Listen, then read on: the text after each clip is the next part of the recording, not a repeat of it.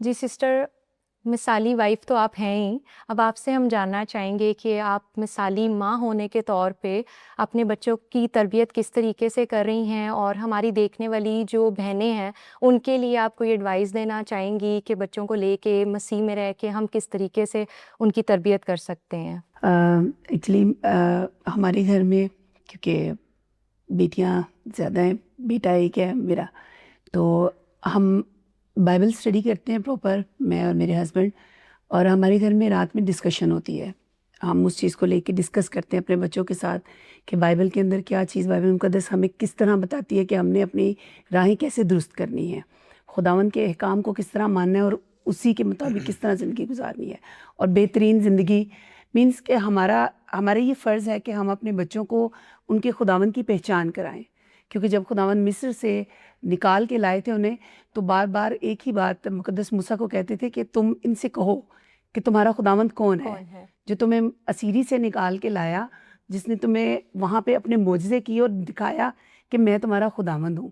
تو وہ چیز اپنے بچوں کے اندر ہم نے ڈالی ہے، کیونکہ ابھی جب میں بچوں کی پی ٹی ایم تھی، کالج گئی،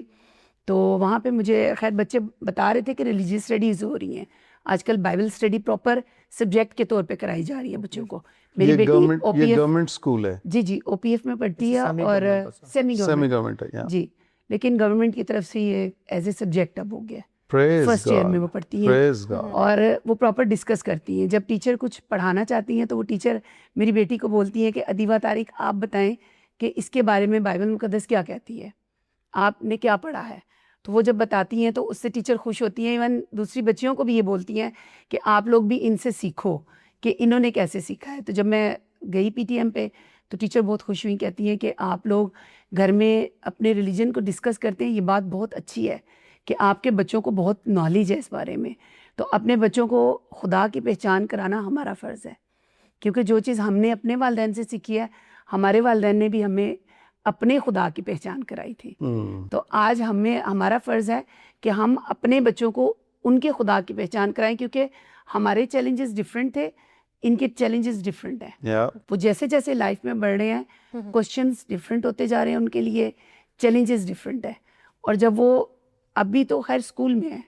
آگے جب پروفیشنل لائف میں جائیں گے، بڑھیں گے، تو ان کے چیلنجز اور ڈیفرنٹ ہو جائیں گے۔ 100%. اس لیے ان کے دل میں ایمان کو مضبوط کرنا ایز اے مدر،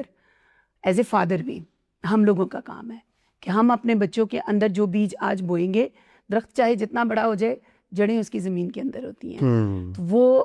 اس میں مضبوطی سے قائم رہیں گے۔ دنیا میں جہاں بھی جائیں گے، میں دیکھتی ہوں کہ آج میرے بچے جو کچھ سیکھ رہے ہیں، میں اس چیز کا میں دل سے اس چیز کا گواہی دوں گی کہ مجھے یقین ہے کہ آج سے 50 سال بعد بھی اگر دنیا کے کسی بھی ملک میں ہوں گے تو وہ اپنے ہی خداوند کی پرستش کریں گے، نہ کہ دوسروں کو۔ آمین آمین آمین۔ بہت ہی زبردست سٹوری ہے کہ کس طرح ہم اپنے بچوں کو ریز کر سکتے ہیں کہ وہ چند سالوں کے لیے، ایک شارٹ پیریڈ آف ٹائم کے لیے نہیں، بلکہ وہ اپنی لائف ٹائم کے لیے، عمر بھر کے لیے وہ خداوند کو جانیں، سمجھیں اور اس میں قائم رہیں۔ یہ ضروری ہے۔ سم ٹائمز ہم ایکسائٹیڈ ہو کے کوئی چیز حاصل کرنے کے لیے ہم دعا شروع کر دیتے ہیں، روزے شروع کر دیتے ہیں، اور جب وہ چیز ہمیں مل جاتی ہے پھر ہم